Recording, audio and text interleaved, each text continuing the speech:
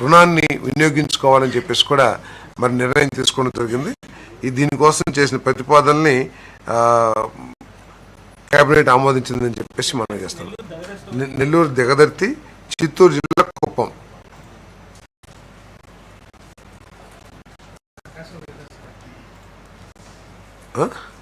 ఇప్పటికైతే రెండు వచ్చినాయి. టెక్నికల్ ఫీజిబిలిటీ రిపోర్ట్ 2 వచ్చినాయి.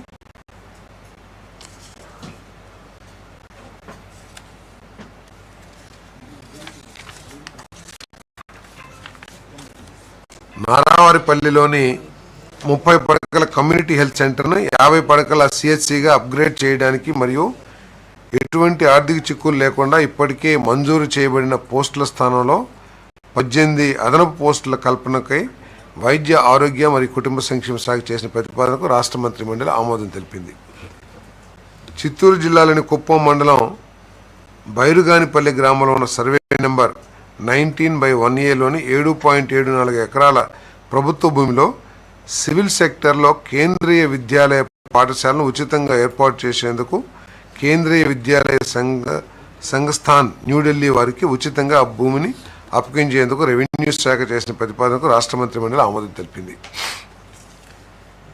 గుంటూరు జిల్లా ప్రతిపాడు మండలం నడింపాలెం గ్రామంలో 12.96 ఎకరాలను ఉన్న ప్రభుత్వ భూమిలో 5,18,40,000 కేంద్ర నిధులతో central research institute for yoga and naturopathy స్థాపన కోసం ఆ భూమిని కమిషనర్ ఆయుష్ శాఖకి ఉచితంగా బదిలీ చేయడానికి రెవెన్యూ శాఖ చేసిన ప్రతిపాదనని ఆమోదించడం జరిగింది.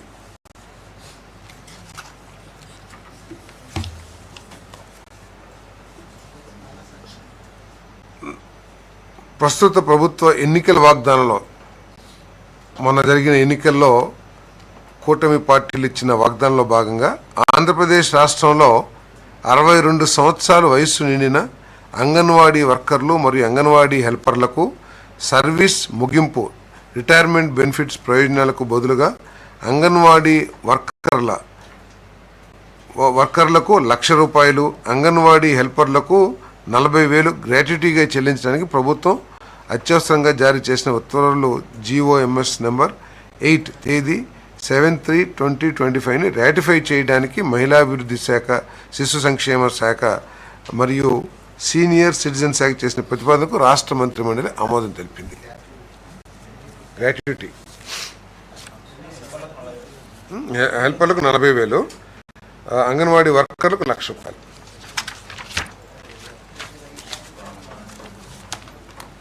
ఓకే సార్, ఇంకేమన్నా రాలేదు? అయిపోయినాయి.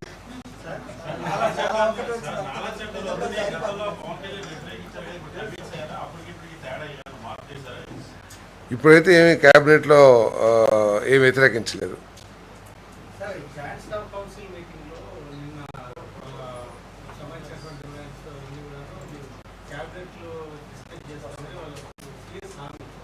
క్యాబినెట్ చర్చిస్తాను కాదు, నేను పేపర్లో చదివింది, ఆయన నాకు చెప్పింది కాదు. నేను ముఖ్యమంత్రి గారితో చర్చిస్తానని చెప్పారు కానీ క్యాబినెట్లో చర్చిస్తామని అన్నట్లు నేను ఎక్కడ చదవాల పేపర్లో.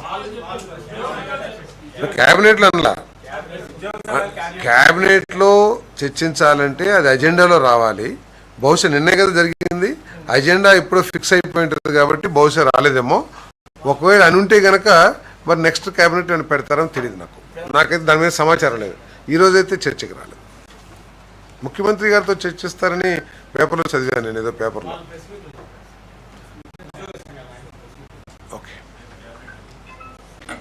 పర్యాటక రంగంలో ల్యాండ్ అలాట్మెంట్ సంబంధించి ఎవరైతే దాంతో పనిచేస్తున్న కాంట్రాక్ట్ బేసిక్ కార్మికులు మాకిస్తే మేము చేసుకుంటాము, ఇప్పుడు అది అనేది ఒక ప్రపోజల్ కాదు. కాంట్రాక్ట్ ఎంప్లాయీస్ ఒక 5 స్టార్ హోటల్ నిర్మించగలరా, లేకపోతే రెస్టారెంట్లు ఆ స్థాయి రెస్టారెంట్లని ఏర్పాటు చేసుకోవటం సాధ్యమైద్దా? ఫైనాన్షియల్ అన్నీ ఓకే, వారు కూడా అందరు కలిసి ఫైనాన్షియల్ ఏదైతే ప్రీ రిక్విజిట్, ఏదైతే క్వాలిఫికేషన్ రిక్వైర్మెంట్స్ ఉంటాయో అది వారు సాధించినట్లయితే వారు కూడా అర్హులే, ఎవరైనా అప్లై చేసుకోవచ్చు.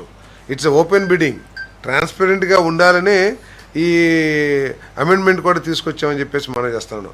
ఒకవేళ మీరు చెప్పినట్లు